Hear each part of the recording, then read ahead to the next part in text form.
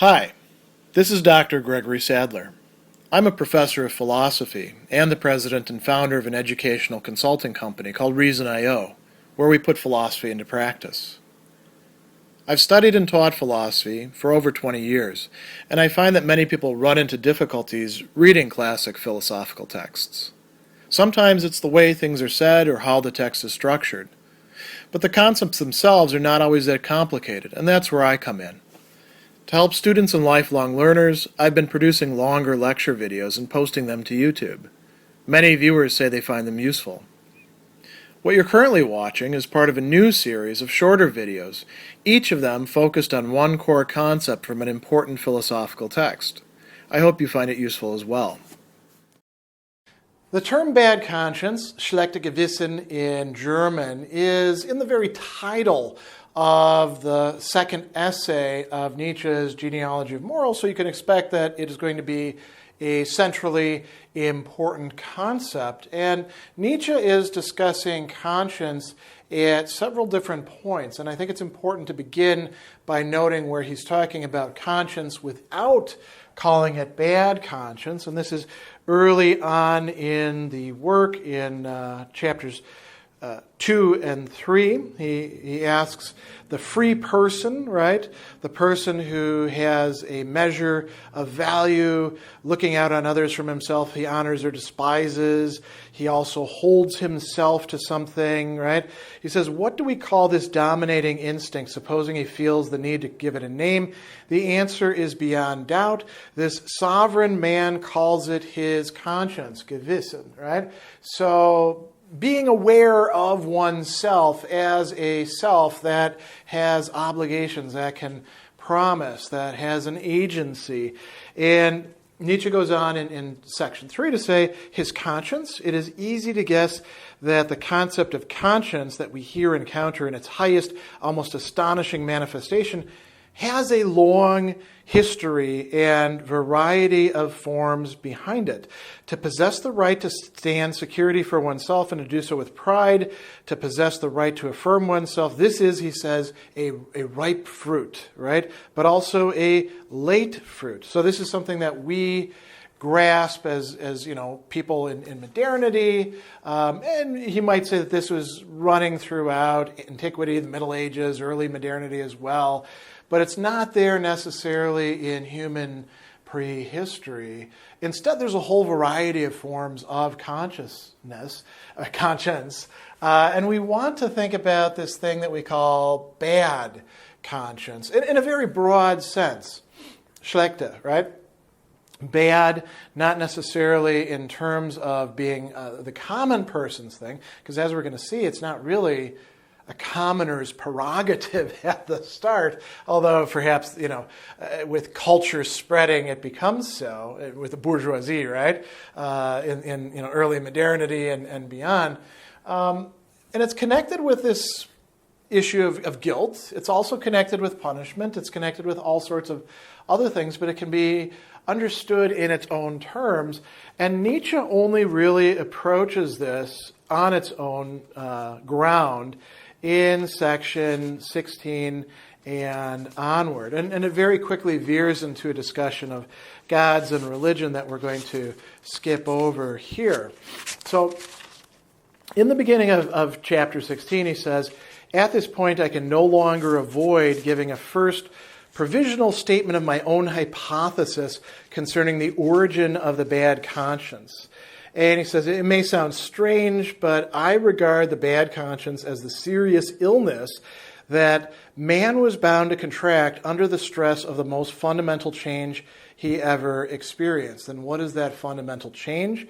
When he found himself within the walls of society and peace. So when things were actually working for human communities, then the bad conscience emerges in its fullness. But it actually emerges even earlier than that, when peace is being imposed by war, when one form of conflict is giving way to other forms of conflicts as well. And so what is his hypothesis? He says the bad conscience has its origin in repressed instincts, in drives that human beings have. And it's a particularly, it's a disease, he's saying, that's particularly targeted at the powerful, at the people who have greater instincts, greater drives, a greater wish to dominate, to express what he's calling here their instinct for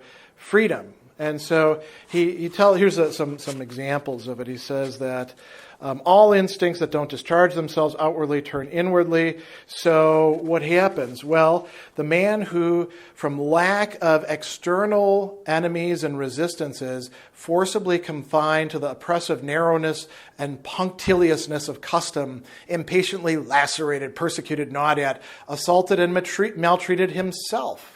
This animal that rubbed itself raw against the bars of the cage as one tried to tame it. This fool, this yearning and desperate prisoner, became the inventor of bad conscience. And where did they invent it? In themselves, in how they're dealing with this. So it stems from the condition of the noble, of the powerful within the confines of something new, the state, the political organization. And here we have to talk about how this actually happens. So he tells us that, this is in section 17, the welding of a hitherto unchecked and shapeless populace into a firm form was not only instituted by an act of violence, but also carried to its conclusion by nothing of acts of violence. The oldest state appeared as a fearful tyranny, right? And you might say, oh, that's great for the masters, right? They all have their place in tyrannizing everybody else. Not exactly. So he goes on and he says, I employed this word state. What does it mean? Some pack of beasts of prey, a conqueror and master race, organized for war and with the ability to organize, lays its terrible claws upon a populace, perhaps tremendously superior in numbers, but still formless and nomad. This is how the state began on earth. It didn't begin with a contract. It didn't begin with, some election.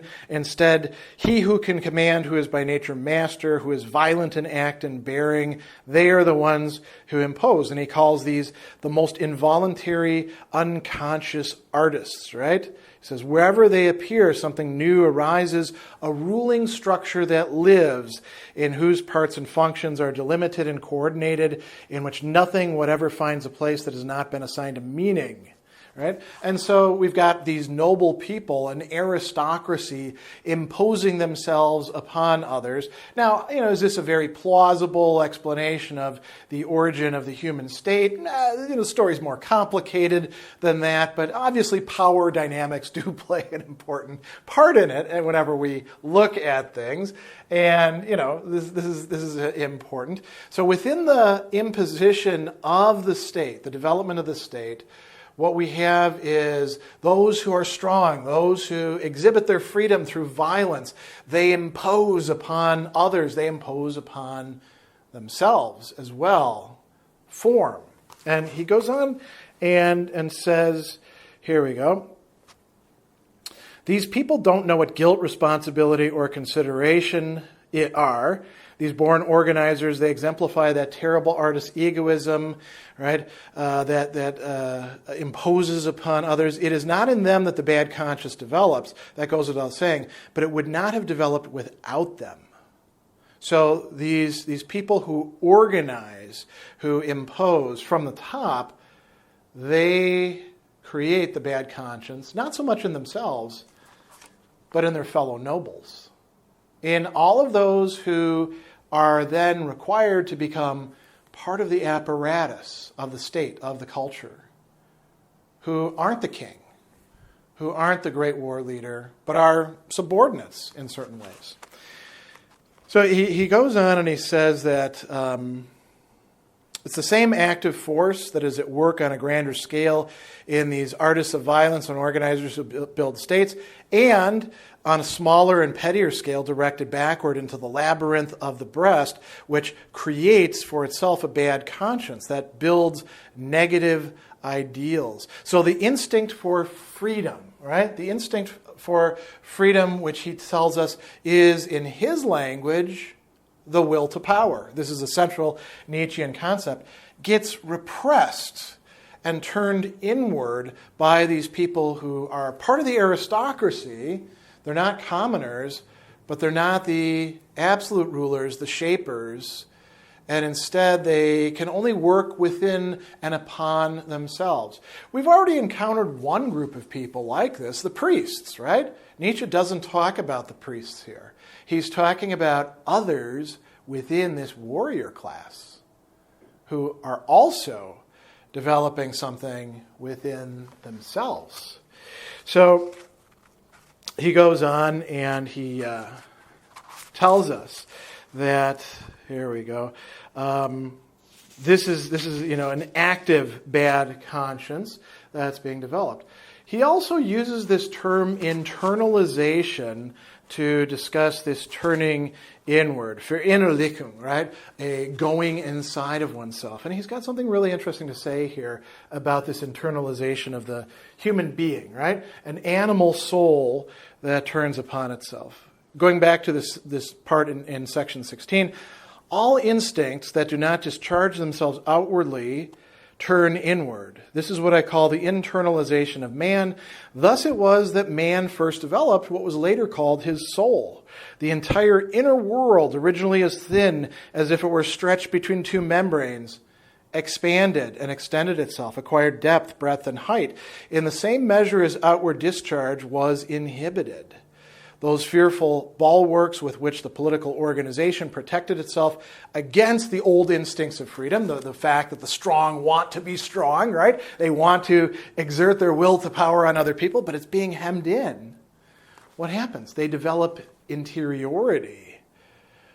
He says, brought about all these, that all these instincts of wild, free, prowling man turn backwards against man himself.